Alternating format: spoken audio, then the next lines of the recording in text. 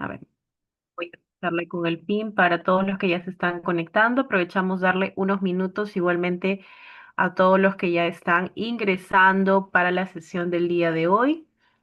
Dato importante para todos ustedes, principalmente ya se han subido, ok, esto es información para todos, ya se han subido lo que es los contenidos temáticos para este proceso 2026-1 y como ya nosotros lo esperábamos, evidentemente los contenidos son los mismos, los que estamos trabajando dentro del programa Serum que estamos llevando juntamente aquí.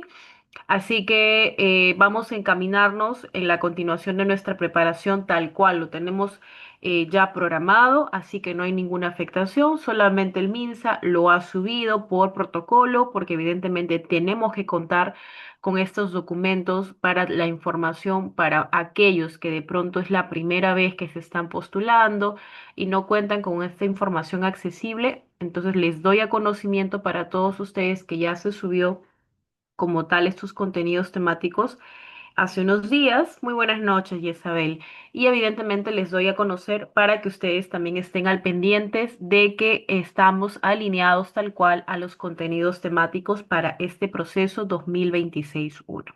¿Ok? Entonces nosotros la última sesión que hemos tenido, nos quedamos pendiente la continuidad como tal, pues, de lo que hemos estado trabajando, un poco de salud comunitaria. Ya el día de mañana, ¿ok? El día de mañana vamos a tener también una sesión, ¿ok? Por lo que el día sábado lamentablemente tuve una pequeña emergencia, no me pude conectar el día sábado. Espero que hayan aprovechado también sus sábados si ya no tenemos sesión, al menos de estudiar un poquito, de pronto también de relajarse. Y el día de hoy, el día de mañana y el día jueves vamos a tener continuidad de las sesiones y asimismo el día sábado, ¿ok? Así que esta semana vamos a tenerla un poco intensa, ¿ok? Igualmente hoy día les he preparado un conjunto de preguntas que relacionado al tema que vamos a abordar hoy día. Igualmente, dudas, consultas que ustedes tengan, por favor, no duden en colocarlo aquí en la parte del chat del Zoom, que es un espacio que podemos tener para interactuar juntamente conmigo. Ahora, algo que me olvidaba. La otra semana, ya el día 27, 28 y 29, para todos aquellos que están iniciando su apellido paterno con la letra inicial de A hasta la C, ya está empezando las inscripciones en la plataforma del ENCAPS, ¿ok? Para todos aquellos que ya tienen completado sus requisitos, que es mínimo, su título profesional registrado en la SUNEDU, y ya su DNI o carnet de extranjería, los que ya lo tienen, los que terminan su apellido paterno, o disculpen, los que inician el apellido paterno de A hasta la C, de A hasta la C, está iniciando como tal la inscripción el día viernes 27, 28, 29. ¿Ok? Esto les comunico porque de pronto ya tienen todo listo, entonces básicamente están esperando la fecha de inicio de inscripciones para las primeras letras iniciales y ya van a poder empezar desde el día viernes. Ahora, otra información importante es que para aquellos que todavía no tienen el título profesional, pero ya seguramente en estos días les están entregando la documentación como tal de la SUNEDU, recuerden que tienen hasta las primeras semanas incluso hasta la segunda semana de abril, antes del examen, para que ustedes puedan realizar todavía la inscripción en el ENCAPS. Pero ya sería ok, María, pero yo supongo que ya para en tu caso llegarías a la fecha de los rezagados, María, porque el trámite no te va a tomar mucho tiempo si ya lo tienes hace unos días atrás. Tienes todavía aproximadamente como 3 semanas, ok, para que puedas hacer todavía la inscripción.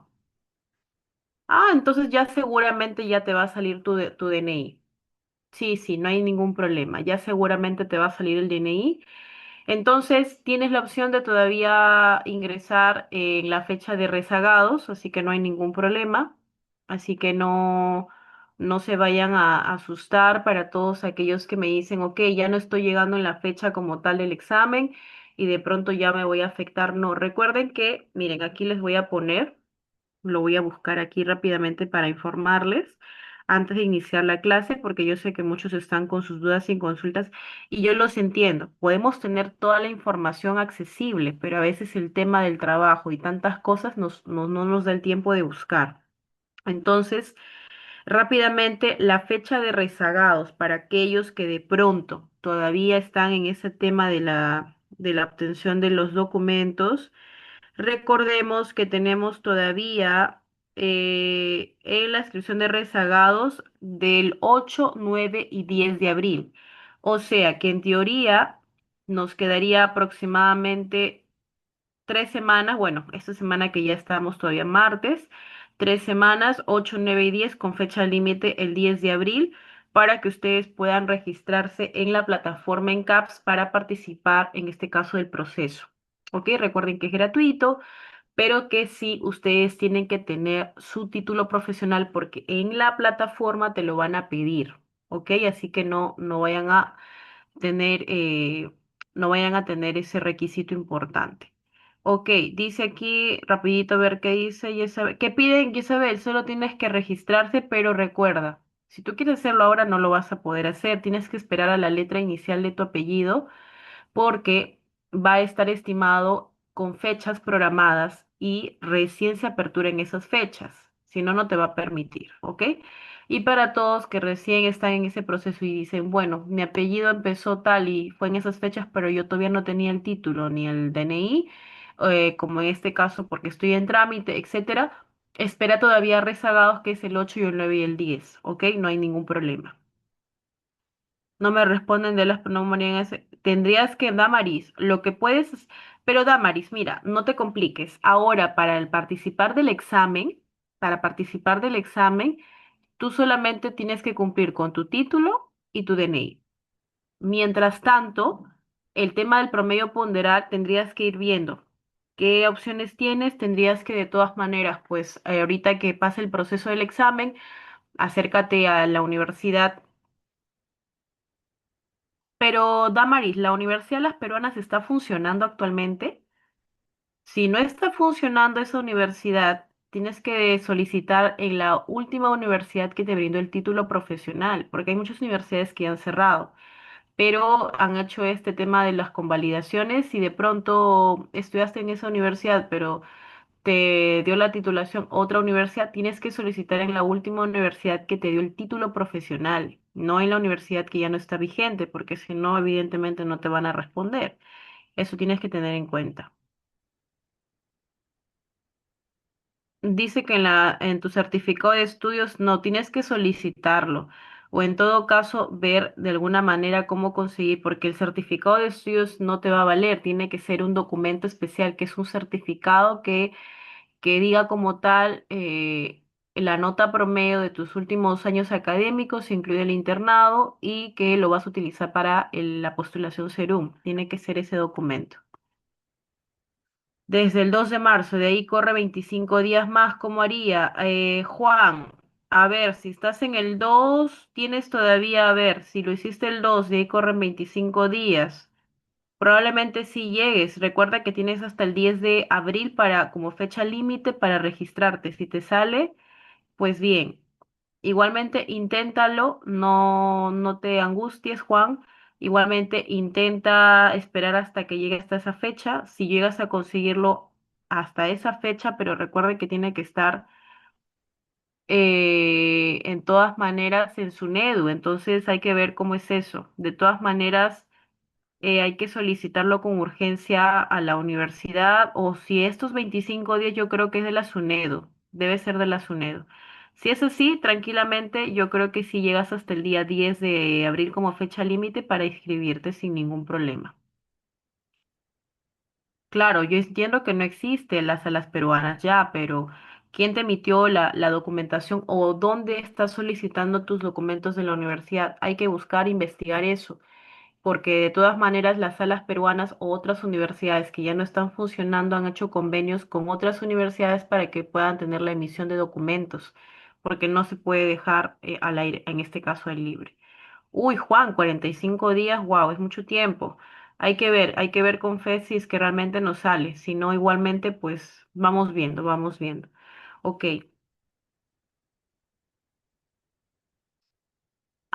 Pero Damaris, si en la universidad sacaste el título en la César Vallejo, ahí tienes que solicitarlo. Ahí solicítalo en la César Vallejo, tu promedio ponderal. Acércate a la escuela o a la facultad o al área académica y explícale que tú necesitas el documento. Como ellos tienen tu expediente, simplemente que te hagan un documento como un certificado. Ellos ya saben, todos los que postulan al CERUM, ellos te lo pueden emitir porque te han dado el título.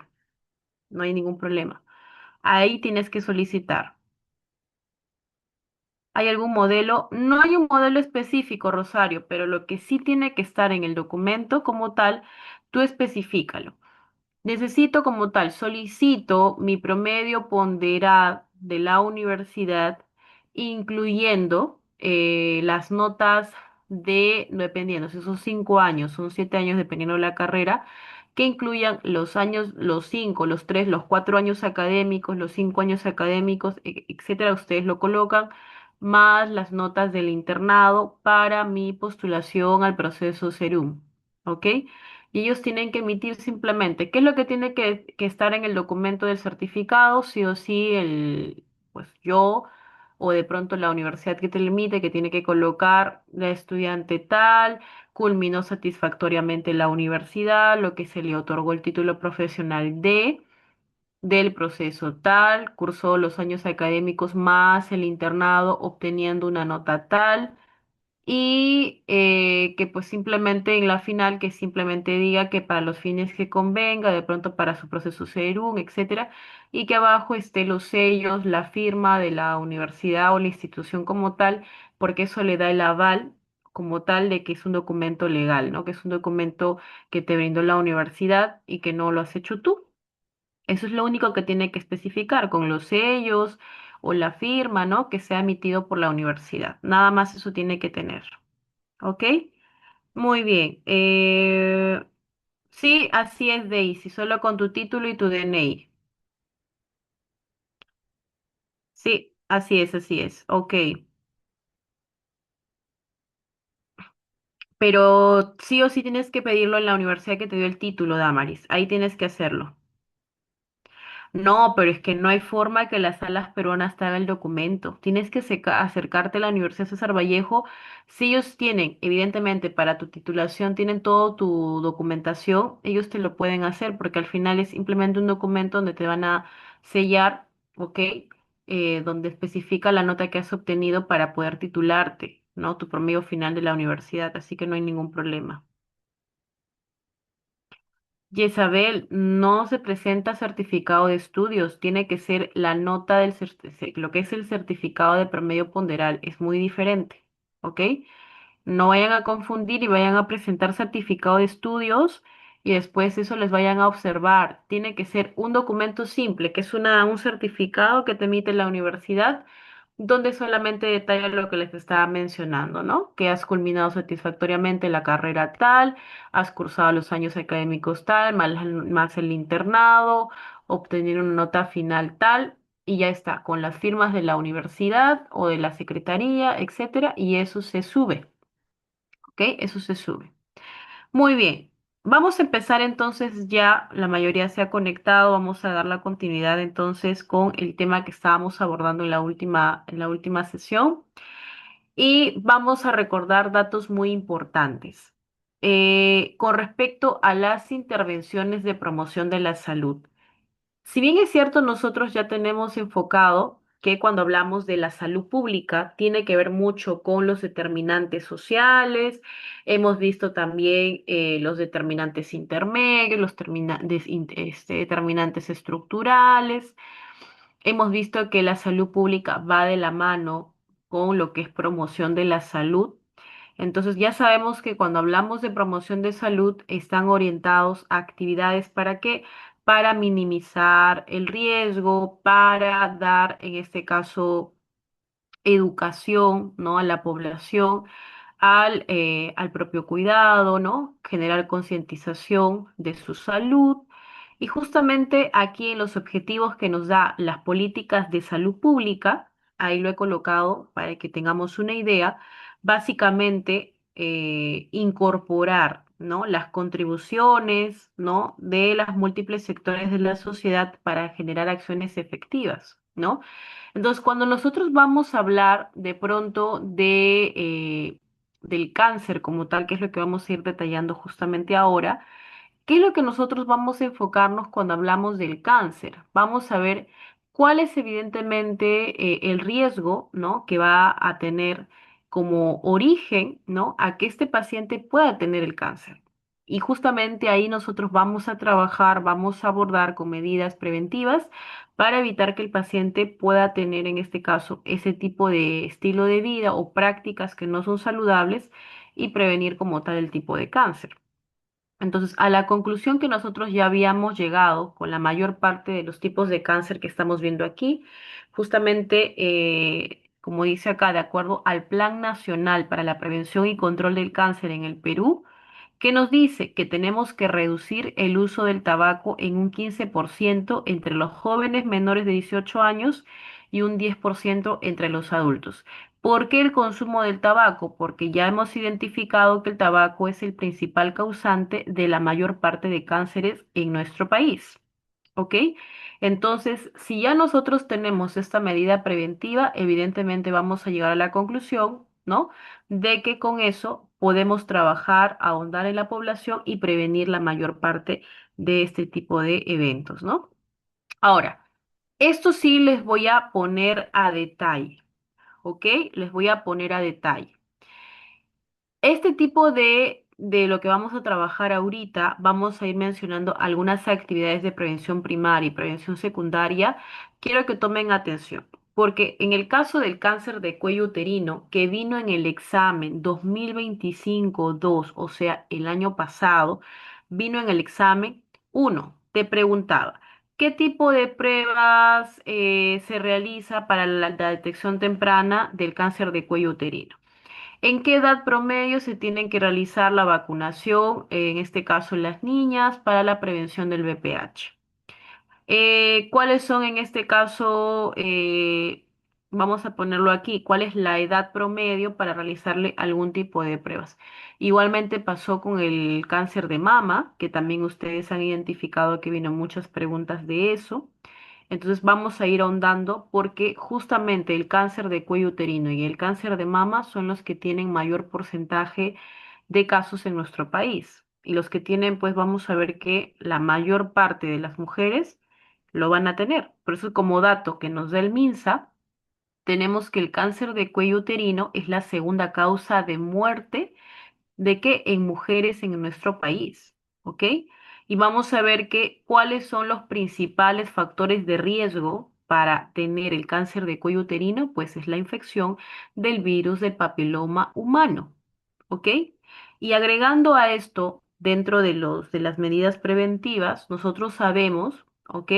Que en la etapa inicial, normalmente en las niñas de 9 a 13 años, ¿no? Que empezamos a partir del sexto grado, y que ahora no solamente es a las niñas, sino también a los niños, se les está colocando la vacuna del VPH.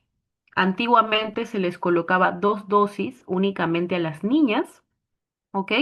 En un espacio de 6 meses, o sea, cada 6 meses, que solamente son dos dosis, ¿no? Supongamos que le colocamos hoy día, que estamos con fecha, tenemos hoy día fecha 24 de marzo, y de acá a 6 meses le teníamos que haber colocado la segunda dosis para que esté protegida. Eso era con la norma técnica de inmunización anterior. Con la actualización de la norma técnica de inmunización ya no es así. Ahora se le aplica una dosis a la niña y una dosis al niño. ¿Ok?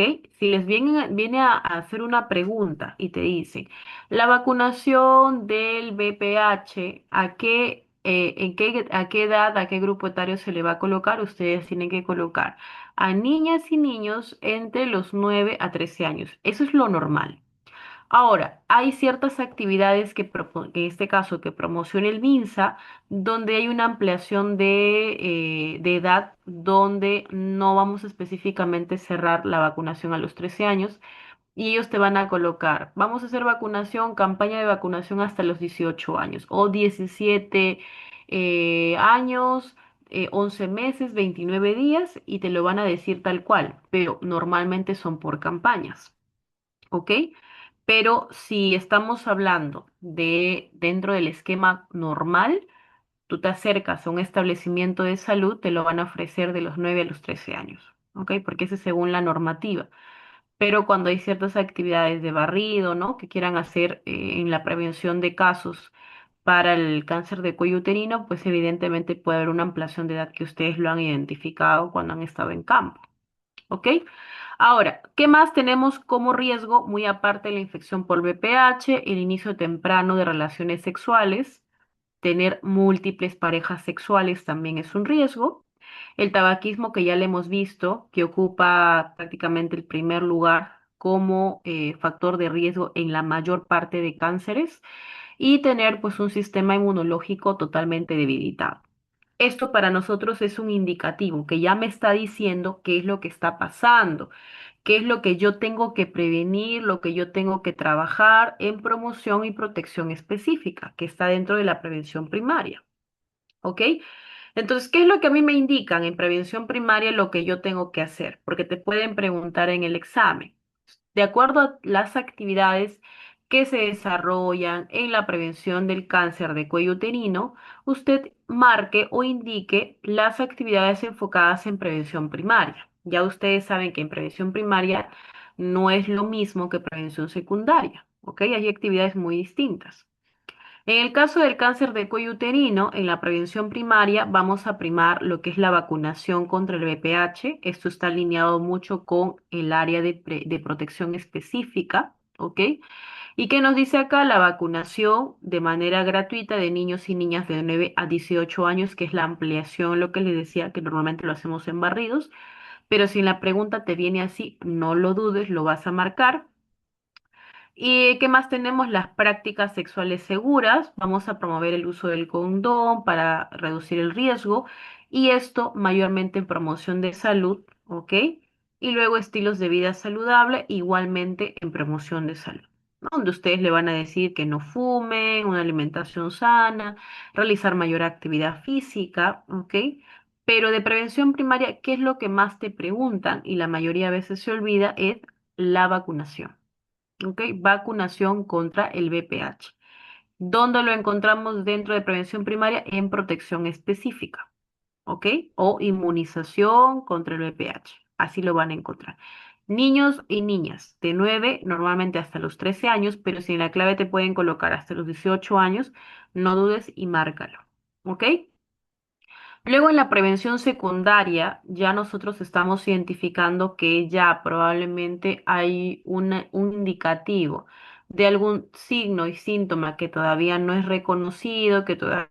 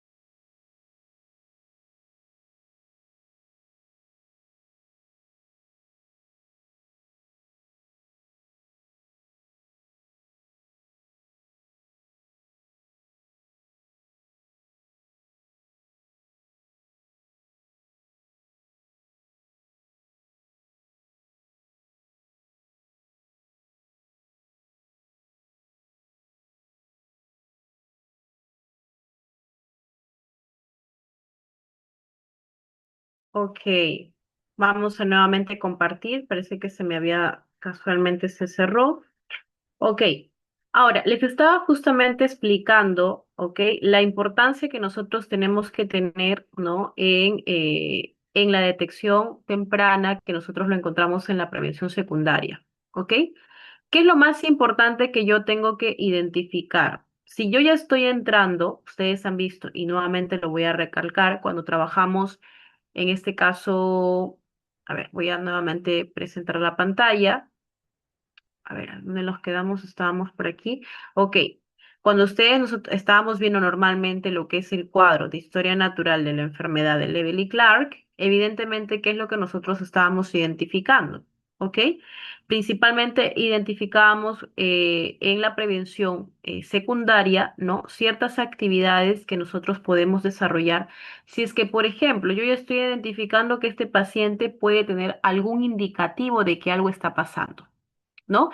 Probablemente este paciente no está teniendo algo característico que me pueda decir, no sé, el paciente acudió al establecimiento o acudió a la entidad y de pronto dijo, mira, me están saliendo pequeñas ronchitas, me están saliendo pequeños granitos o tengo algún indicativo que para mí podría ser que el paciente pueda tener un BPH.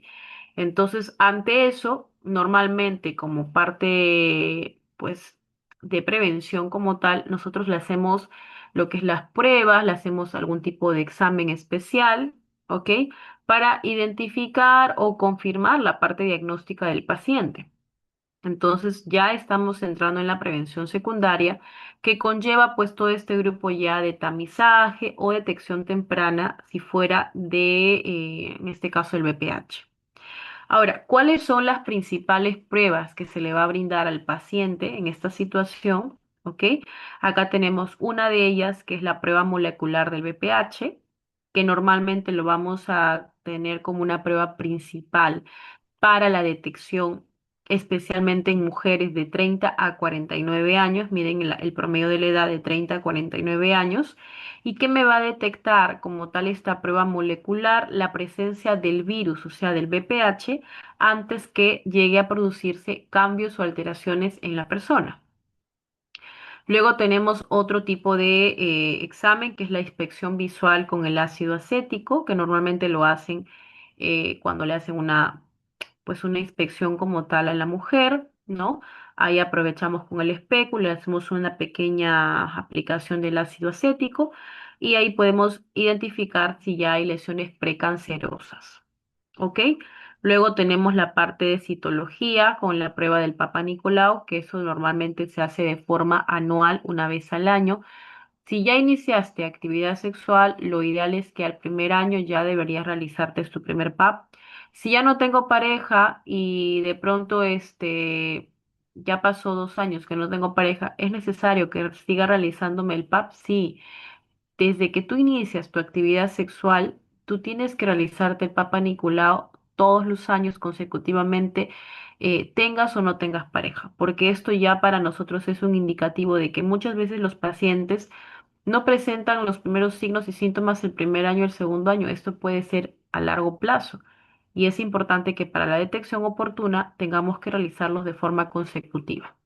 Entonces el PAP para nosotros es una prueba que sí o sí lo utilizamos como una prueba tradicional, ¿verdad? Porque mayormente lo utilizamos de forma rutinaria, ¿no? Y de esta manera podemos identificar pues si algo está sucediendo como tal en la mujer, ¿no? Luego tenemos el famoso cáncer de mama que fue preguntado en el examen 2025-2. Acá nos hablan de la detección temprana y prevención, por eso lo he destacado. Entonces, detección temprana y prevención, estamos enfocándonos nuevamente en prevención secundaria, ¿ok? Recuérdense en eso, prevención secundaria. ¿Por qué? Porque ya estamos realizando pruebas de laboratorio, estamos realizando exámenes de imagenología, por ejemplo, una ecografía, una mamografía. Esto es importante, ¿ok? Entonces, en la detección temprana vamos a ver que para poder realizar este tipo de identificación en el paciente, es importante que le solicitemos en primera instancia una mamografía, ¿ok? Que es un examen más efectivo, ¿ok? Vamos a realizarlo principalmente en mujeres que no tengan ningún indicativo o antecedente familiar a cáncer de mama, normalmente como prueba rutinaria de prevención dentro de los 50 a 69 años de edad, una mamografía bilateral cada 2 años. ¿Ok? Dato importante. Mujeres asintomáticas a partir de los 50 años a 69 años de edad, una mamografía bilateral cada 2 años. Y en el caso de mujeres de 40 a 49 años, principalmente las que tienen algún factor de riesgo, algún indicativo, un antecedente, ¿ok? Para ellas va a ser de forma anual y va a depender de la indicación médica o de la necesidad, ¿no? Que pueda tener porque se ha encontrado algo, ¿no? Y ahí sí tendríamos que hacerlo un poquito más antes de tiempo porque queremos identificar, pues, si ya podría estar presentando algún factor indicativo a que pueda tener cáncer. ¿Ok? Luego tenemos el examen clínico de mamas que se recomienda a toda mujer a partir de los 25 años. ¿Ok? Normalmente este examen es una vez al año como parte de una evaluación integral. Y luego el autoexamen de mama que normalmente lo damos como parte de promoción de salud porque lo vamos a hacer mediante un taller, una charla informativa, ¿no? Le explicamos a las mujeres que cómo tienen que hacer el autoexamen. Principalmente lo empezamos a implementar a partir de la adolescencia, ¿no? Y lo que vamos a identificar principalmente son cambios como bultos, cambios en la piel o secreciones del pezón, ¿ok? Y si es que ya hubiera algún indicativo de lo mencionado, pues tendría que acudir a un especialista para que le haga una prueba, ¿no? Pero esto es importante, recuerden. ¿Por qué hablamos mucho de esto del cáncer de cuello uterino y de mama? Porque son los principales causantes de muerte en nuestro país, en este caso en las mujeres. Entonces el MINSA va a propiciar siempre preguntas donde hay más problemática al final, ¿no? Dentro de las estadísticas y programas del MINSA, vamos a tener en cuenta que para abordar este problema, el MINSA impulsó un programa presupuestal 0024, que es en la prevención y control del cáncer, y que normalmente, como dato informativo, que nos da que justamente con este programa lo que se ha logrado, ¿ok? Es aumentar, ¿no? 5 veces más el número de mamografías realizadas en el 2024 en comparación de los años anteriores. O sea que normalmente era mucho menor la cantidad de pruebas que se le realizaba a las mujeres. Ahora están invirtiendo mucho más porque es un examen más efectivo para el tamizaje, ¿ok? Y ya estamos viendo que contamos pues con el acceso a un diagnóstico oportuno, un diagnóstico temprano al tener esta prueba, ¿ok? Entonces no se olviden como dato importante de lo que vamos a trabajar, ¿no? Para la detección del cáncer de mama, ¿ok? Muy bien. ¿Qué más tenemos aquí como dato importante? El cáncer de próstata. Esto está enfocado pues para los hombres, ¿ok? Y justamente el MINSA va a enfocar la estrategia de la prevención en la detección temprana. Si hablamos de la detección temprana, estamos hablando de qué? Nuevamente de prevención secundaria, ¿ok? ¿Por qué? Porque en las preguntas del examen te van a venir siempre con respecto al PSA, que es el análisis del antígeno prostático específico, o te pueden hablar mucho del tacto rectal. Si bien es cierto, en la prevención primaria nosotros vamos a darle, en este caso, educación, le vamos a explicar sobre tener un mejor estilo de vida, pero es algo que nosotros le vamos a decir a la mayor parte de pacientes. ¿Ok? Porque tú le puedes decir al paciente, sí, tienes que tener una dieta equilibrada, trata de no comer muchas carnes, bebe bastante líquido, haz mayor actividad física, ¿no? ¿Qué es lo que mayormente te van a decir?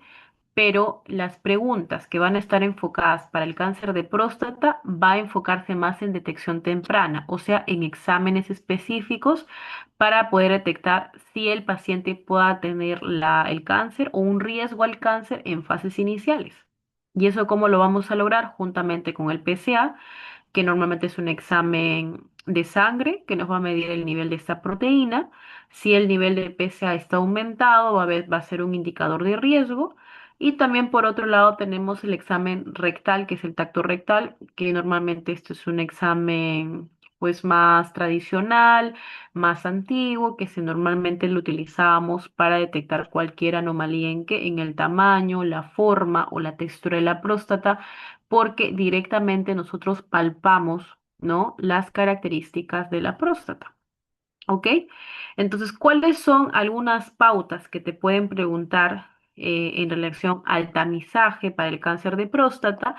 Que en los hombres de 50 años a más, estoy acá abajito, para algunos que de pronto se me pierden, acá abajito estamos, que en hombres de 50 años a más deben realizarse un control anual. Recuerden, un control anual a partir de los 50 años, ¿ok? Aquellos que de pronto pues no tengan ningún factor de riesgo, ningún indicativo, simplemente preventivo, ¿ok? A partir de los 50 años, ¿ok? Y se va a realizar ¿qué cosa? El PSA y el tacto rectal, que es como rutinario, vamos a decirlo así, para pues vamos viendo cómo va. Pero, ¿qué pasaría si yo tengo un familiar con antecedente de cáncer de próstata o de pronto yo he tenido mi papá, mi abuelo, etcétera? Ya hay un factor de riesgo, lo ideal es que sea a partir de los 45 años. Así que no se olviden. Hombre de 50 años a más de forma preventiva, el PSA y el tacto rectal, y en el caso de hombres con factores de riesgo, con antecedentes a partir de los 45 años. Esto han venido como preguntas, por eso lo he colocado más abajito para que lo tengan como dato. Muy bien, vamos a avanzar. En el cáncer de recto, vamos a ver que está relacionado mucho con el cáncer colorectal. ¿Ok? Aquí vamos a tener en consideración nuevamente lo que es la prevención secundaria, lo que es el tamizaje, porque aquí nos ayuda a detectar de mucho, en este caso mucho más rápido, si el paciente pueda tener algún riesgo, ¿no? ¿Cuáles son las principales pruebas que vamos a hacer para detectar el cáncer de recto? Tenemos el test de sangre oculta en heces, que también es pregunta, no se olviden que normalmente lo hacemos en pacientes que de pronto están presentando sangre en las heces, le hacemos esta prueba. Normalmente, tanto en hombres y mujeres, se le realiza a partir de los 50 años a 75 años, ¿ok? Si es que nosotros en el examen identificamos sangre o rastros de sangre, esto puede ser un signo temprano de que de pólipos o podría ser cáncer. ¿Ok? Cada cuánto tiempo se realiza esta prueba es una vez al año. ¿Ok? Es una vez al año. Y luego tenemos la colonoscopía, que es un examen mucho más completo, también es un examen más invasivo, ¿no? Porque tenemos que ingresar con una máquina especial, ¿no? Por el recto como tal, para examinar, ¿no? Detectar o en algunos casos extirpar pólipos, dependiendo del procedimiento. Y vamos a ver que en la colonoscopia se debe realizar en personas cuando el examen del test de sangre oculta en heces salió positivo, ¿ok? Si yo encontré que en el test de sangre oculta de heces me sale rastros de sangre, o sea, es positivo, lo indicativo es que hagamos otro examen que es la colonoscopia o de pronto, si yo tengo algún antecedente familiar, un papá, un abuelo, una abuela, dependiendo, también, si hay un antecedente familiar, le vamos a instar en realizarse esta prueba de la colonoscopia, ¿no? ¿Por qué? Porque lo ideal es que tengamos la identificación temprana, ¿no? Y poder intervenir de forma más rápida, ¿ok? Muy bien. Entonces ahí lo tenemos. Luego, en el caso de cáncer de la piel, nuevamente aquí vamos a estar relacionados mucho con la alta radiación ultravioleta, con las UV, que están más relacionadas con las neoplasias. Ahora, en la prevención primaria sí vamos a abordarlo porque aquí sí son muy específicos en las actividades que vamos a desarrollar, tanto, por ejemplo, evitar la exposición directa. Normalmente nos indican que no nos expongamos al sol durante las 10 y las 4 de la tarde. Vamos a utilizar protector solar, ¿ok? De FPS de 30 a más. No vamos a reaplicar cada 2 horas. La vestimenta protectora, principalmente ropa más de manga larga, pantalones largos, sombreros, bueno, que son parte de las medidas preventivas, los lentes de sol. Y en el caso de la concientización, pues son charlas, campañas orientadas a explicar la importancia de la protección o el cuidado de la piel. ¿Ok? En la protección secundaria, aquí sí es importante que ustedes se acuerden esto, si les puede venir como pregunta, ¿ok? ¿Qué tenemos aquí, no? Que en la prevención secundaria vamos a instar a hacerle lo que es el autoexamen de piel, utilizando la técnica o la regla del ABCDE. ¿Qué significa el ABCDE en la prevención del cáncer de la piel? Tenemos uno, ¿ok? Que es la simetría. Vamos a ver que si la mitad del lunar o la manchita que nos ha salido o un lunarcito no coincide con la otra mitad, es un riesgo, es una irregularidad, es una asimetría. Para nosotros ya tiene que ser como un estado de alerta. Los bordes, si son irregulares, borrosos o dentados también. El color, si no es uniforme, por ejemplo, tiene tonos de marrón, negro, rojo, blanco o azulado. El diámetro, si el lunar es más grande que 6 milímetros, ¿no? O vamos viendo que inició de forma pequeña, ¿ok? Pero empezó a cambiar y ya se relaciona mucho con la evolución que empieza a cambiar el tamaño, la forma o el color en el tiempo. Este ABCDE es muy importante para identificar si algo no está bien, ¿no? Y podría ser un indicativo para tener cáncer de piel. Y a esto le vamos a sumar la consulta médica, bueno, para que el dermatólogo como tal pueda hacer la evaluación correspondiente al paciente si es detectado con alguno de estos indicadores. ¿Ok? Muy bien. Vamos ahora sí con las preguntas de estos temas. Así que vamos a interactuar juntamente conmigo para ver el recordatorio. Muy bien. Vamos con la primera pregunta. Dice, ¿la prevención primaria del cáncer a qué se refiere? ¿Qué hacemos en la prevención primaria? ¿Será brindar cuidados paliativos a pacientes en etapas avanzadas? ¿Tratar la enfermedad una vez que ha sido diagnosticada? ¿Evitar la aparición del cáncer actuando sobre los factores de riesgo? ¿O detectar el cáncer en sus etapas iniciales mediante pruebas? ¿Qué es lo que ustedes hacen en prevención primaria? ¿Ok? ¿Será directamente hacerle pruebas al paciente o nosotros qué es lo que tenemos que hacer principalmente en la prevención primaria? ¿Mm? Recuerden, prevención secundaria, claro, en prevención secundaria sí tiene que ver con tamizaje, pero en prevención primaria recuerden que teníamos promoción de salud, que es educación, talleres, luego tenemos la protección específica, ¿no? Que también podemos hacer de pronto algunas pruebitas, pero va a depender cuál, ¿no? O de pronto inmunización, en el caso del VPH, ¿no? O las consejerías que nosotros vamos a hacer.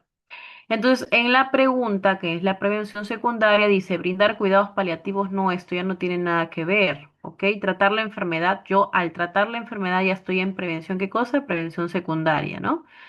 Detectar el cáncer en sus etapas iniciales mediante prueba de tamizaje. Pruebas de tamizaje ya tiene que ver mucho con prevención secundaria. Entonces aquí la clave, como muchos me estaban diciendo, sería casita. Recuerden, prevención primaria, promoción de salud y protección específica. Aquí en la prevención primaria no vamos a utilizar ningún tipo de exámenes de laboratorio, ningún tipo de pruebas como ecografías, ningunos rayos, nada. Ok, en prevención primaria, o bien vas a hacer tus talleres, vas a hacer tu, en este caso, educación a la población, o de pronto vas a hacer inmunización o toma de presión arterial, pero nada de pruebas específicas para detectar ya un diagnóstico como tal de este paciente. ¿Ya? Importante. Muy bien. Siguiente pregunta. Ok, vamos con la siguiente. Dice.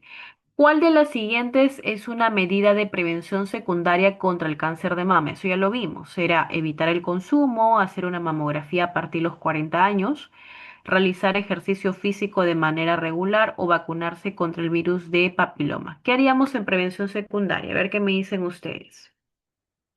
¿Qué marcarían ustedes en la clave?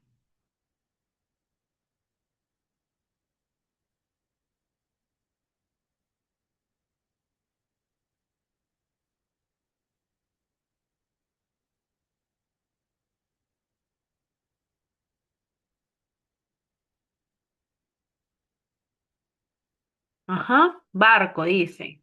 Será hacer una mamografía a partir de los 40 años, dicen.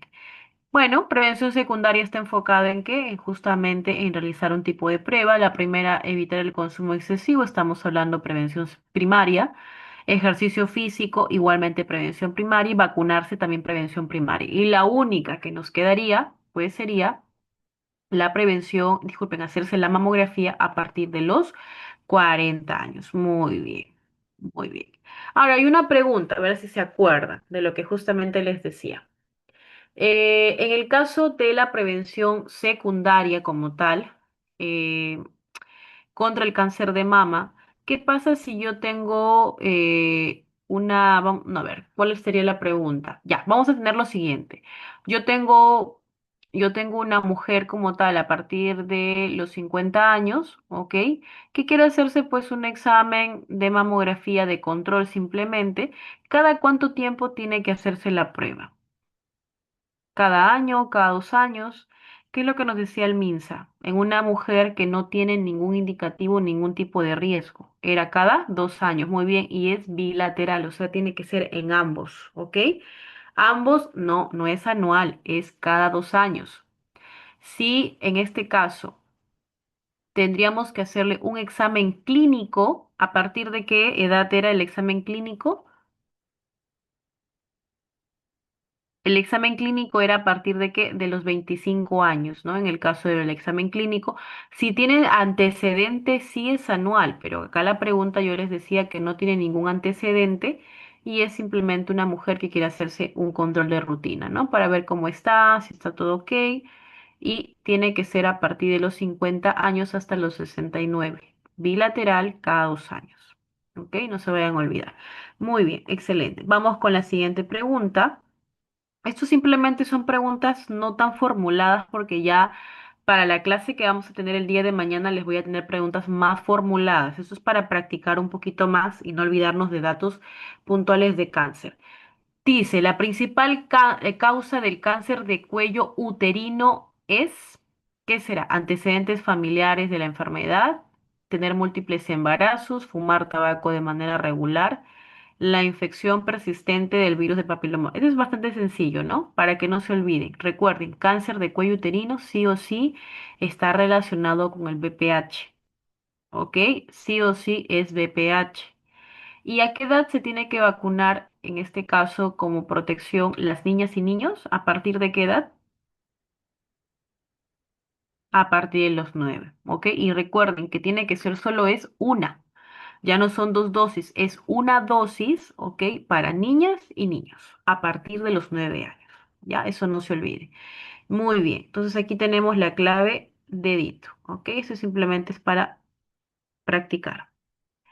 9 dice, ¿cuál es la principal recomendación para la prevención del cáncer de piel según el MINSA? Te dice utilizar camas de bronceado, exponerse al sol para poner vitamina D, protegerse de la radiación ultravioleta con protector solar o evitar por completo el contacto con el sol. Esto es bastante sencillo, ¿no? Claro, ¿no? Muy bien, esto sí sería casita. Esto es no para correr, básicamente para que ustedes no se olviden la idea. Muy bien. Excelente, excelente, excelente. Entonces aquí sería protegerse contra la radiación. ¿Y cuál era la técnica que utilizamos para la identificación, en este caso en la prevención secundaria? Era la técnica o la regla, el ABCD. ¿Ya? Asimetría, ustedes van identificando la evolución, la coloración, si hay cambios, eso ya ustedes tienen que tenerlo claro, ¿ok? Muy bien. Listo, vamos con lo siguiente. En la prevención del cáncer de próstata, ¿qué se considera una medida de detección temprana o prevención secundaria? Será realizar un autoexamen regular, mantener una dieta rica, hacerse un análisis del PSA, ¿ok? O evitar por completo las relaciones sexuales. Bastante sencillo, ¿no?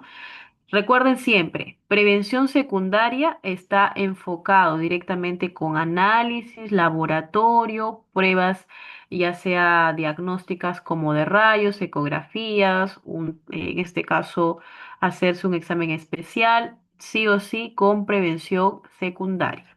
¿Ok? Muy bien, casita, ¿no? Hacerse un análisis del PSA. Listo, ya lo tenemos. Vamos con lo siguiente, dice, si una mujer detecta un bulto en su mama durante el examen, ¿cuál es la acción correcta? ¿Tiene que comenzar un tratamiento, esperar un mes para ver si el bulto desaparece, ignorarlo o consultar inmediatamente con un médico? ¿Qué es lo que debería hacer? Claro, ¿no? Esto sí o sí es por criterio, ¿ok? No vayan a pensar que lo ideal es esperar un mes, ignorarlo, no. Sí o sí vamos a consultar inmediatamente con el médico para tener una evaluación especial de edad, dicen. Ok, esto solamente lo estoy haciendo para que ustedes se acostumbren y practiquen, ¿ok? Vamos, el objetivo principal del tamizaje o el screening, ¿cuál sería? ¿Cuál es el objetivo principal del tamizaje o el screening? ¿Qué me dice? Curar la enfermedad, detectar el cáncer, reducir los costos o identificar factores de riesgo. ¿Qué sería lo principal del screening? Ok, claro, ¿no? Si estamos hablando de un tamizaje, de una prueba para identificar, detectar qué es lo que está pasando con el paciente, tiene que estar qué cosa relacionado con eso, muy bien, con la letra besito, ¿no? Detectar el cáncer antes de que los signos o los síntomas sean evidentes, ¿no? Ahora, ¿qué pasaba si yo tenía de pronto un paciente que ya está presentando un grupo de signos y síntomas, pero todavía no hay una confirmación diagnóstica? ¿Esto cómo se llama? ¿Es subclínico o clínico? Porque también les pueden preguntar en eso, ¿no? ¿Qué sería ahí? Sí, todavía, muy bien, subclínico. Cuando ya ustedes tengan la confirmación diagnóstica del paciente, ¿ok? Ahí recién sería clínico, ¿ya? Eso también puede venir en un examen, así que tienen que estar alertas, ¿ok? Lean bien la pregunta. Muy bien, listo.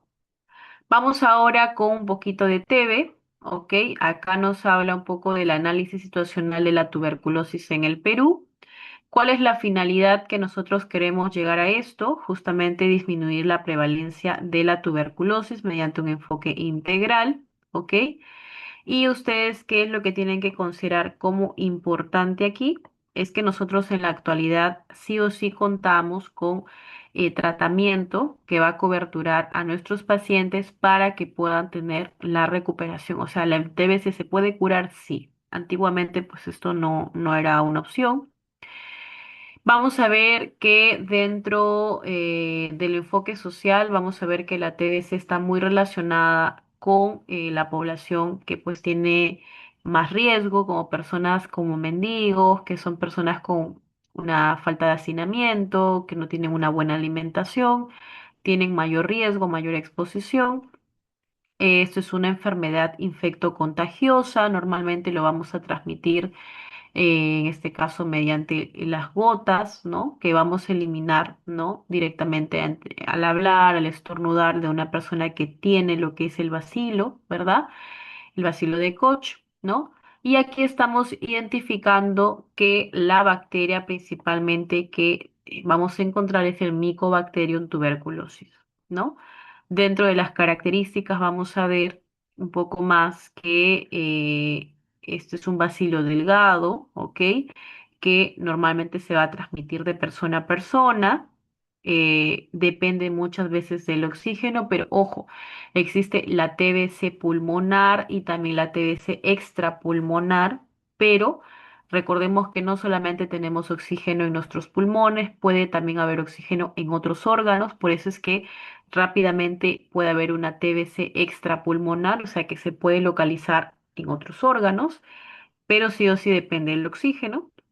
La multiplicación es lenta, por eso que muchas veces los pacientes empiezan a tener una tos persistente, empiezan a tener disminución del peso, un cuadro todavía bastante largo para llegar al diagnóstico. Entonces, esto no es que ya iniciamos hoy día y mañana ya el paciente está teniendo, no, es un proceso lento, pero que muchas veces esto puede llegar a hacerse grave, ¿no? Si es que no es detectado como tal. Muy bien. Dentro de la infección, acá estamos viendo que son gotas como tal, que van a ser depositadas a nivel alveolar, que justamente ahí se encuentra este intercambio gaseoso, donde va a propiciar la acumulación como tal de esta bacteria, ¿ok? Va a ser transmitida como tal de persona a persona, ¿ok?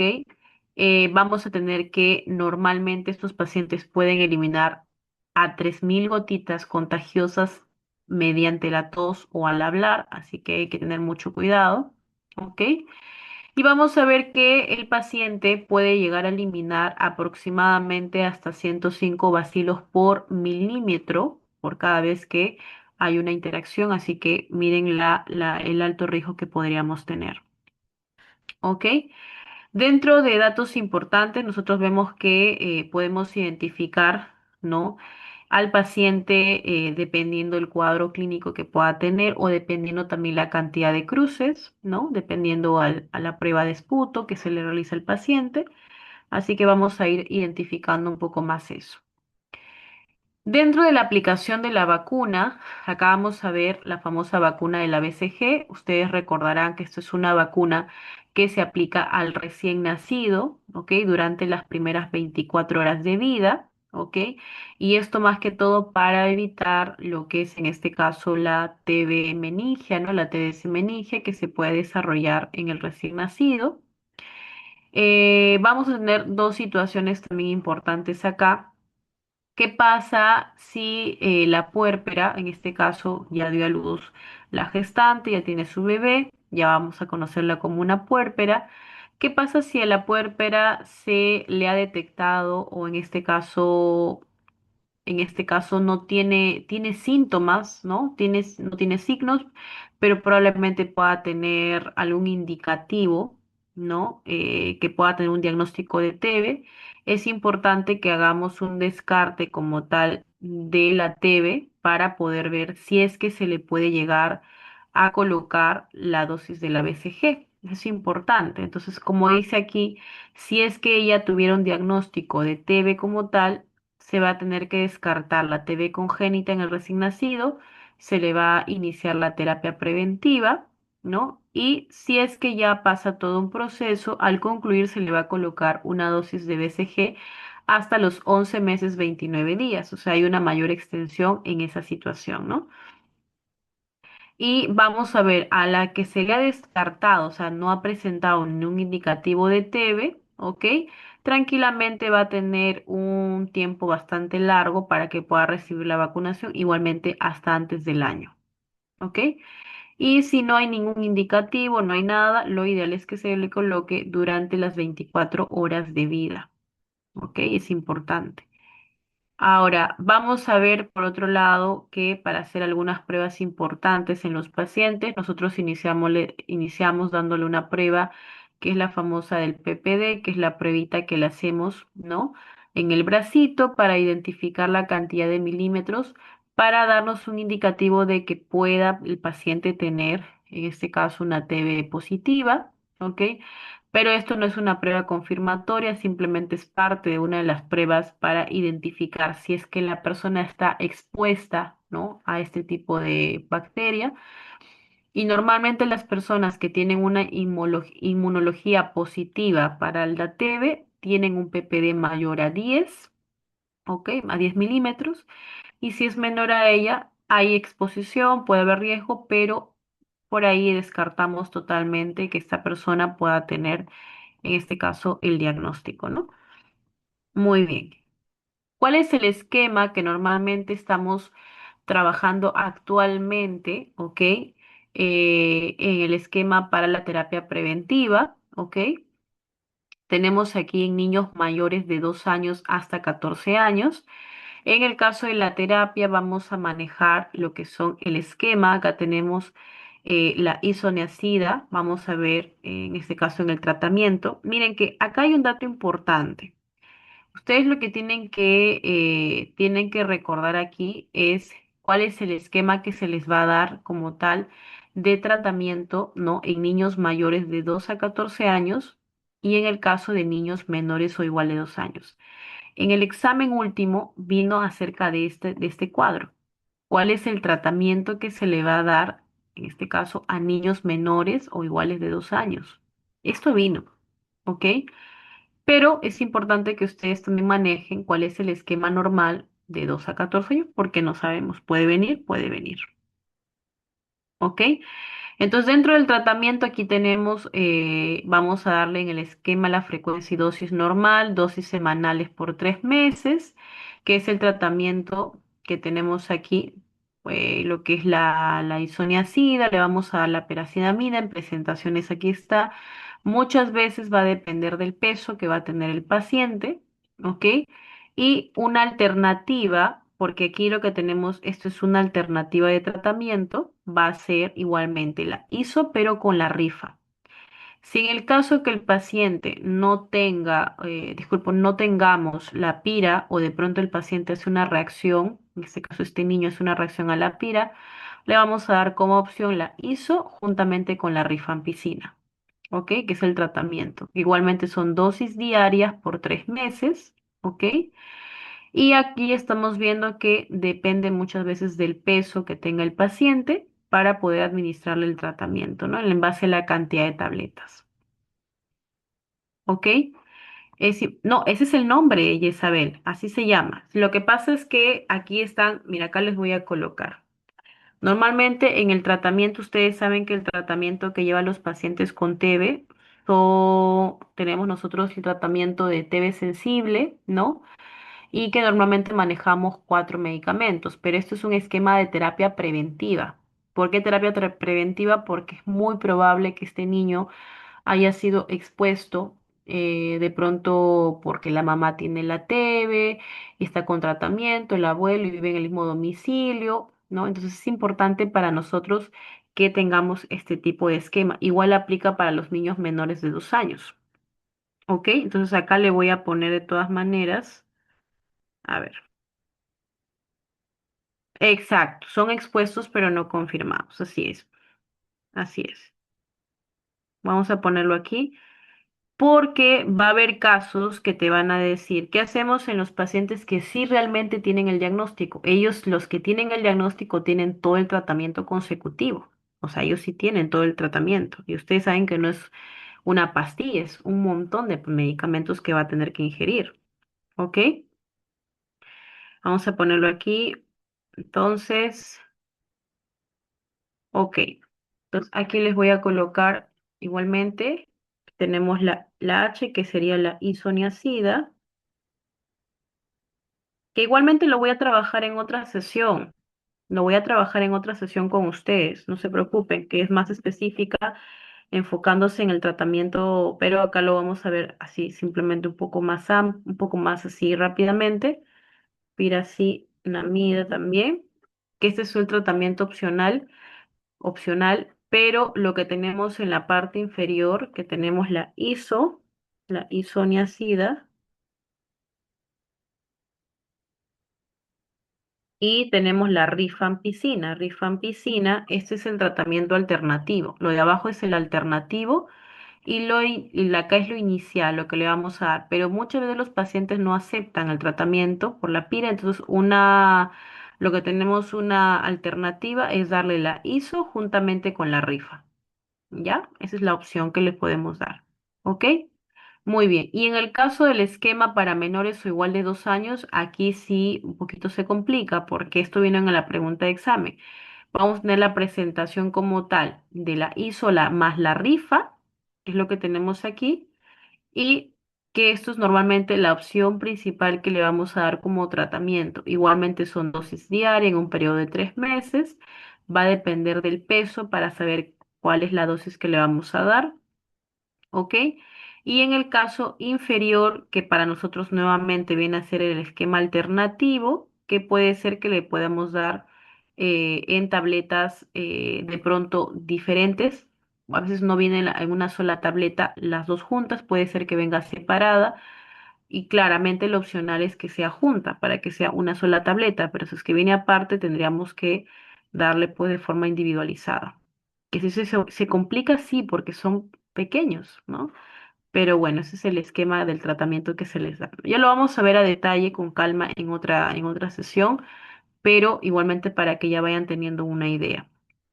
Con respecto al flujograma para la búsqueda pasiva de TB pulmonar que tenemos aquí en los establecimientos, ¿qué es lo que primero nosotros hacemos? Primeramente vamos a identificar si tenemos pacientes con un cuadro o antecedente o un paciente que está presentando tos por más de 15 días o hay baja de peso, ¿no? O de pronto el paciente acude al establecimiento que tiene una tos que no para con el tratamiento y continúa, es persistente. Entonces, para nosotros ya es un caso presuntivo.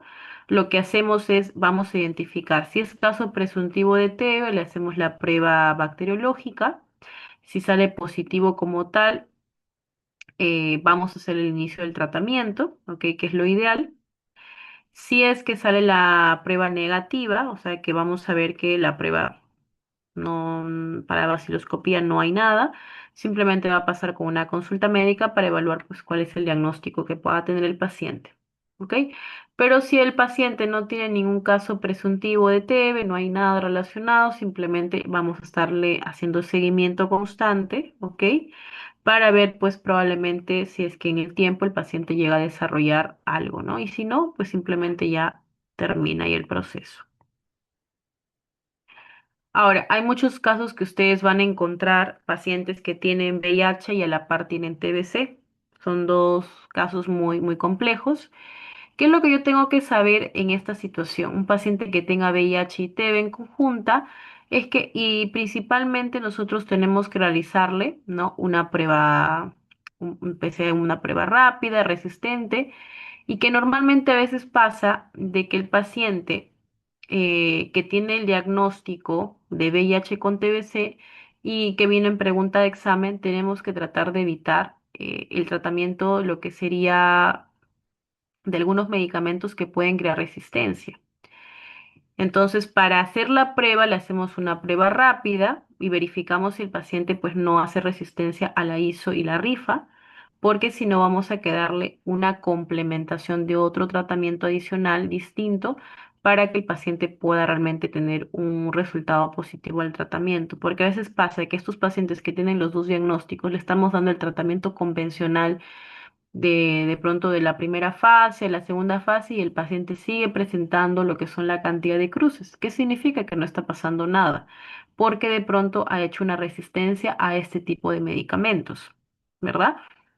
Entonces lo que vamos a tener en cuenta, muy aparte del esquema que nosotros le vamos a manejar, que es muy distinto, eso sí, acá tenemos el esquema que si normalmente en la primera fase son 2 meses, aquí no ha modificado, pero en la segunda fase ya no van a ser normalmente pues los 4 meses, sino van a ser 7 meses. Hay una ampliación en el caso de los pacientes que tienen VIH y TB.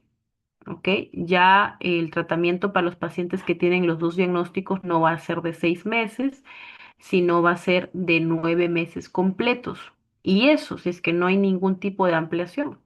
Porque a veces para que el paciente cambie de una primera fase a una segunda fase de tratamiento, ¿qué es lo que tenemos que evaluar?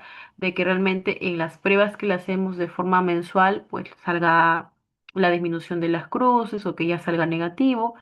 Pero si esto no sucede, se sigue quedando en la primera fase con la ampliación de meses y esto se llega a alargar un poco más. ¿Verdad? Entonces, pero si les llegaran a preguntar, lo normal es que el esquema para un paciente que tiene VIH positivo y TBC maneja en la primera fase 2 meses de forma diaria, o sea, de lunes a sábado el paciente va a tomar el tratamiento y si es que todo bien, en la segunda fase va a tener igualmente una ampliación de 7 meses, igualmente las tomas diarias, ¿ok? Que es muy diferente al convencional. Juan, si es un paciente que solo tiene TBC, pero no tiene VIH, primera fase es 2 meses en el esquema sensible, TB sensible, y en la segunda fase es 4 meses. O sea que en total, ¿cuánto sería? Ahí recién 6. En un paciente que solo tiene TB. En este caso es un paciente que tiene TBC y aparte tiene VIH. ¿Ok? Y en este caso el tratamiento para este paciente para TB sensible es en total 9 meses. 2 meses de tratamiento en la primera fase y 7 meses en la segunda fase.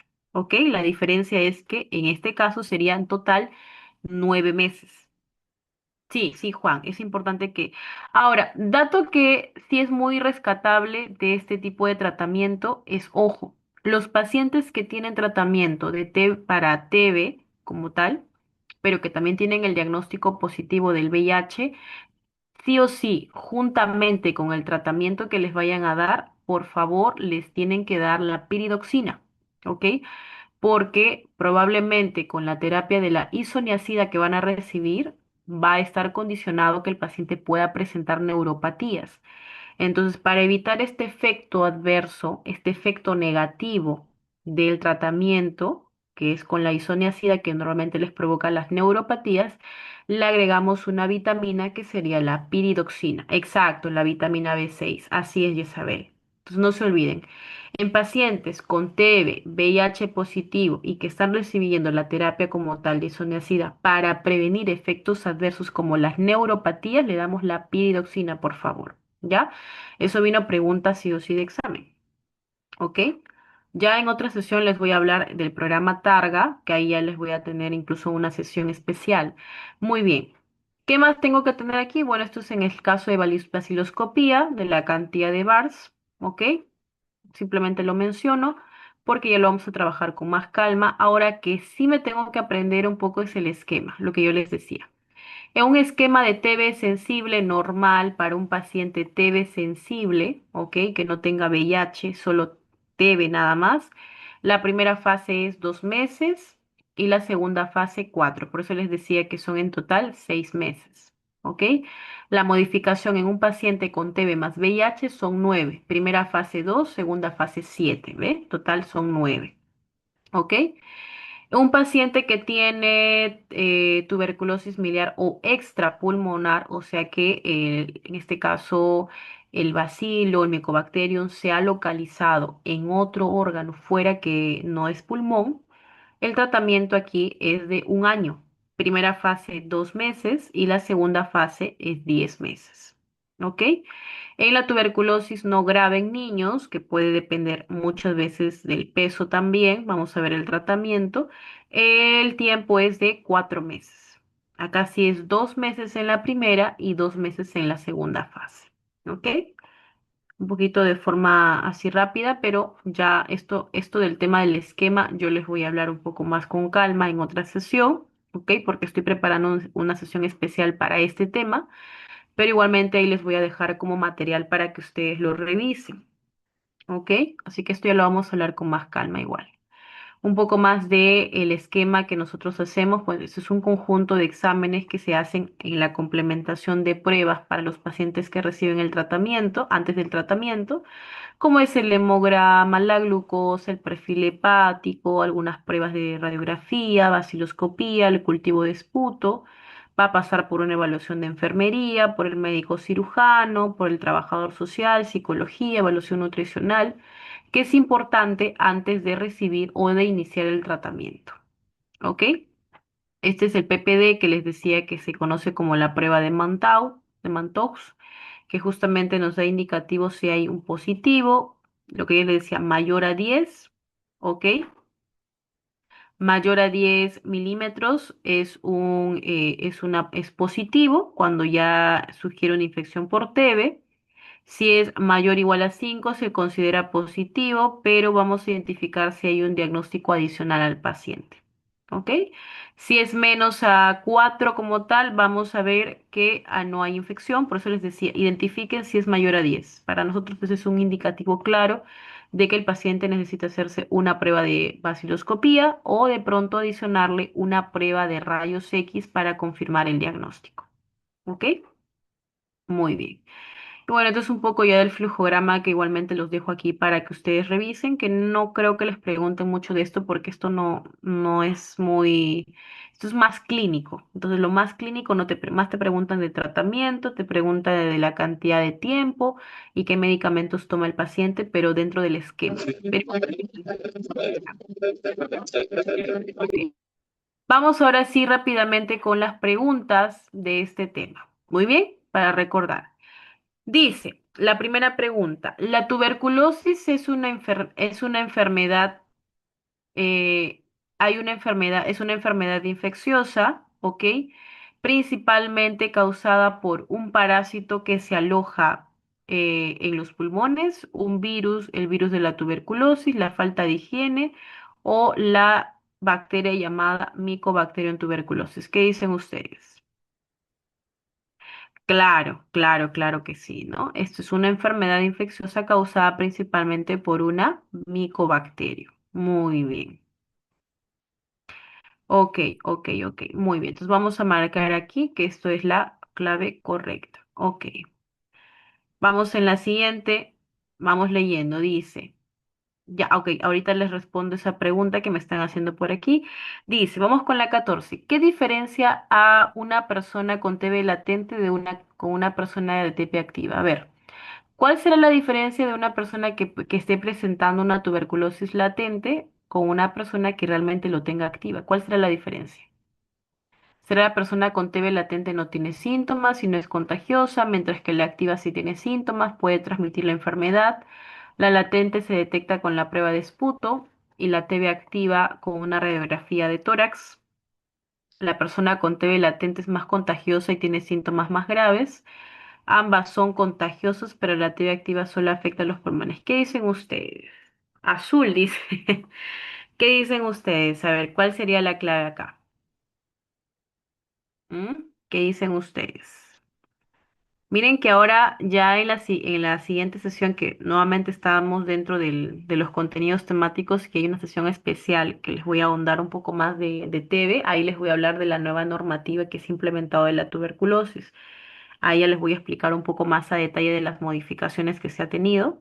Acá estoy hablándole de forma un poco más amplia para que ustedes tengan la información, pero igualmente ya les voy a dar a detalle, más que todo de conceptos básicos. Ok, ok, ok. Entonces todos me están diciendo avioncito y así es, eso es correcto, es avioncito, ¿no?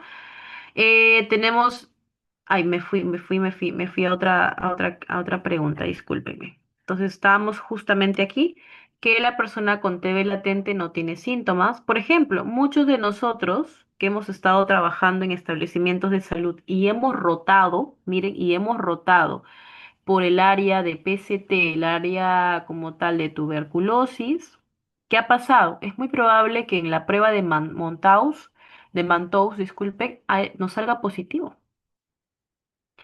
¿Pero por qué? Yo no tengo ningún signo y síntoma, pero me sale positivo por ahí por la cantidad de milímetros, porque hemos estado totalmente expuestos, pero como tenemos un buen sistema inmunológico, muchas veces nuestro cuerpo lo ha combatido y simplemente está ahí. Pero basta que de pronto no nos alimentemos bien, de pronto estemos con mayor exposición, porque tenemos, no sé, una inmunología baja, no estemos con mayor factor de riesgo, puede presentarse la enfermedad.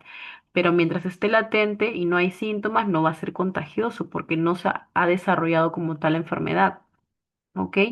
Pero en los pacientes que sí ya lo tienen, pues ahí sí es más confirmado de que está activo, ¿no? Y ahí sí pueden contagiar rápidamente, ¿ok? Entonces ahí la clave sería avioncito. Muy bien, muy bien.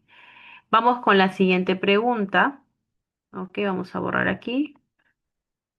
Dice, ok, con respecto a la prueba del PPD, ok, ¿para qué lo utilizamos la prueba del PPD? Ok, ¿para qué lo utilizamos? ¿Para qué lo utilizamos?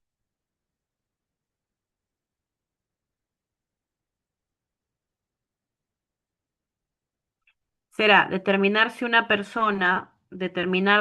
persona tiene TB activa y es contagiosa, identificar si una persona está expuesta a la bacteria, diagnosticar el VIH en pacientes con TB, medir la cantidad de bacterias. ¿Qué es lo que nosotros hacemos justamente con eso? A ver, ¿quién me dice? ¿Qué están marcando ustedes? A ver, por ahí me dicen B, D, está un poco dudando. A ver, ¿qué hacemos con eso? ¿Mm?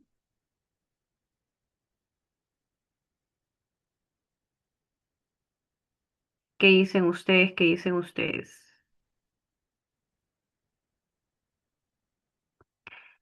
Miren que la prueba del Mantoux, principalmente para qué nosotros queremos identificar. Si está expuesta para diagnosticar el VIH, no, el VIH directamente no, ¿verdad? Eso es para otra, es en conjunto con otra prueba. Nos va a permitir la cantidad de bacterias, esto lo hacemos con prueba de esputo, eso no, vaciloscopía. Determinar si una persona tiene TB activa y es contagiosa o identificar si una persona ha estado expuesta. Recuerden que la prueba de Mantoux principalmente es para exposición. ¿Ya? Es para exposición, así que tengan mucho cuidado con esta pregunta, ¿ok? La prueba de Mantoux, recuerden que ustedes le hacen una papulita, ¿no? En la cara anterior del antebrazo, le colocan una cierta cantidad, ¿no? De esta bacteria, solamente para ver la reacción. ¿Y para qué? Para identificar la exposición, ¿ya? Exposición a esta bacteria de la TB, ¿ya? No se olvide. Aquí es la clave 15. ¿Ok? Disculpen, la clave 15 la besito, ¿ok? Ok, con respecto a la pregunta que me decían por ahí, solamente, a ver, quiero leerlo, no sé, no se me vaya a haber pasado, creo que Jonathan me preguntó. Ah, ok, con respecto a la cantidad de pruebas, principalmente solamente son dos muestras. Sí, así es, solamente son dos muestras para la vaciloscopía, así es, Jonathan, solamente son dos muestras. Ok. Vamos con la siguiente, la vacuna que se utiliza para prevenir las formas más graves de tuberculosis, especialmente en la infancia. Eso es bastante sencillo, ¿no? A ver, a ojo cerrado, ¿cuál era? Tuberculosis, Aldair, no estamos en cáncer de cuello uterino. Ah, por ahí se están confundiendo. Claro, muy bien, muy bien. En cáncer de cuello uterino es BPH. Recuerden que estamos ahorita en tuberculosis. BCG, claro, claro que sí es BCG, ¿ya? Ok, muy bien. Vamos entonces con la siguiente y creo que con eso cerramos. Él dice, el control de la tuberculosis del MINSA incluye una estrategia de tratamiento conocida como DOTS. ¿Qué significa? Bueno, para que ustedes aprendan, ¿ok? ¿Qué significará el DOTS? La estrategia del tratamiento, diagnóstico, orientación, tratamiento y seguimiento, detección oportuna de la tuberculosis, diagnóstico y oportuno tratamiento sintomático o directly observed try, bueno, en inglés, ¿no? ¿Qué es lo que nosotros, cuál será aquí? Tratamiento acortado estrictamente supervisado, ¿cuál es? ¿Qué será el DOTS? Yo creo que muchos ya saben, ¿no? ¿A qué nos referimos con eso? Del DOTS. A ver, por ahí me dicen avioncito. Esta es una pregunta para que muchos caigan, ¿ah? Pero principalmente es el que está en inglés, que es el tratamiento acortado estrictamente supervisado. Ya, eso les dejo como dato para ustedes, es este, ¿ya? Por ahí con esto muchos han pensado, "Ah, debe ser las iniciales del diagnóstico, orientación, tratamiento y seguimiento". No, es esto, ¿ya? El tratamiento acortado estrictamente supervisado, que normalmente pues DOT está entre con las letras o el nombre en inglés. Por eso es que está así, ¿ya? Así que 17 dedito. Muy bien. Luego dice, la tuberculosis multiresistente TBMDR es una forma de enfermedad que es resistente acá. Todos los medicamentos antibióticos, al menos dos de los medicamentos antituberculosis de primera línea más efectivos como ISO y rifampicina, ciertos medicamentos de segunda línea o cualquier tratamiento médico herbal. En los pacientes que tienen TB multiresistente, sí o sí vamos a encontrar algo importante, que van a ser por lo menos, ¿qué cosa? Van a ser, ¿qué cosa? Van a ser, vamos a ver que los pacientes va a ser probablemente más efectivos que otros y eso es importante identificar. Entonces, ¿cuáles ustedes marcarían aquí? A ver, en TB resistente. Dice que todos los medicamentos antibióticos serán resistentes o al menos dos de los medicamentos de primera línea, ciertos medicamentos o cualquier tratamiento. Esto no tiene nada que ver con herbal, así que por ahí los sacamos. Todos los medicamentos no es a todos, si no, no tendría ni un tratamiento el paciente. Ciertos medicamentos de segunda línea, recuerden que cuando pasamos a la MDR es después de la TB sensible, entonces todavía no vamos con la segunda línea, porque normalmente el tratamiento va con la segunda línea, entonces no tendría coherencia. Entonces, aquí la clave sería cuál, al menos dos de los medicamentos antituberculosos de primera línea más efectivos. Y justamente eso sucede, ¿no? Muchas veces los pacientes hacen resistencia a la ISO y a la rifa. Ujú. Y es muy similar porque los pacientes que tienen también VIH juntamente con TBC hacen en muchos casos resistencia a estos dos medicamentos, ¿ven? Son muy equivalentes, la verdad. Listo. Excelente. 19 dice, se considera que un paciente con tuberculosis está curado, o sea, se recuperó cuando ha dejado de toser y se siente mejor, ha completado todo el ciclo del tratamiento prescrito, el médico le dice que puede dejar de tomar los medicamentos o por lo menos ha transcurrido 2 meses desde el inicio del tratamiento. ¿Qué marcarían ustedes? Cuando está curado. Claro, ¿no? Tiene que ver muchas veces con algo que yo puedo evidenciar con una prueba, que realmente terminó el tratamiento que se le ha indicado. Recuerden que muchos de los pacientes con TB, en este caso, hacen abandono del tratamiento. ¿Qué significa?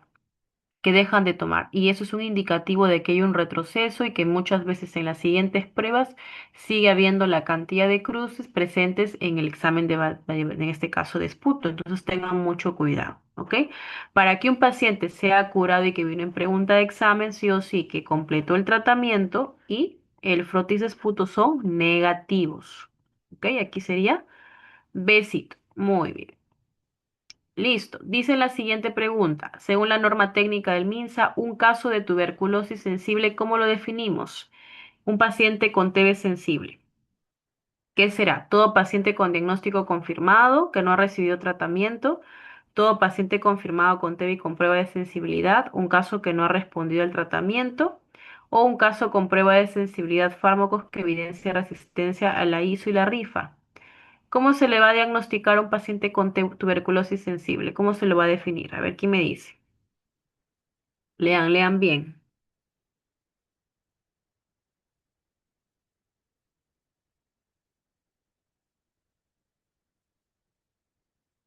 Recuerden que un paciente que está con TB sensible tiene ¿qué cosa? Sensibilidad a medicamentos de primera línea. ¿Cuáles son los fármacos de primera línea que recibe un paciente?